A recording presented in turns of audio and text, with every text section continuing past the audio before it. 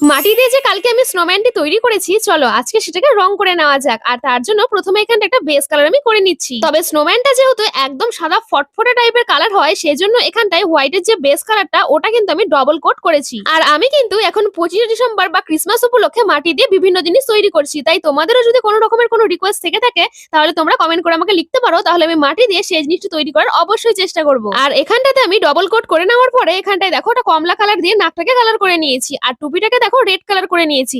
এরপরে চোখগুলোকে black colour করে নিয়েছি, আর নিচের দিকে যে বোতাম টাইপের জিনিসগুলো তৈরি করেছি ওগুলোতেও কিন্তু ব্ল্যাক কালার আমি দিয়ে নিয়েছি। ও বাই দ্য ওয়ে, আরো একটা কথা, তোমরা যদি আজকের ভিডিওতে 1K লাইক কমপ্লিট করতে পারো, তাহলে আমি মাটি দিয়ে এরপরের দিন একটি মাটির ফ্রুট কেক তৈরি করে তোমাদেরকে দেখাবো। আর এইদিকে দেখো এখানটা স্নোম্যানের যে মাফলারটা রয়েছে ওটাতে ব্ল্যাক কালার আমি করে নিচ্ছি, আর হাতগুলোতে ব্রাউন কালার করতে করতে চলো শুনে নেওয়া যাক যে আজকের শাউট আউট কারা কারা পাচ্ছ। সো তোমরা হলে সায়ন্তিকা, রুমানা, তৈবা, মৌসুমী, মিঠাই, যারা, তুয়া, চন্দ্রিমা, দিশা, জারিফা, থ্যাংক ইউ তোমাদেরকে। আর আজকের এই স্নোম্যানটি তোমাদের কেমন লেগেছে কমেন্ট করে জানাতে ভুলো না কিন্তু।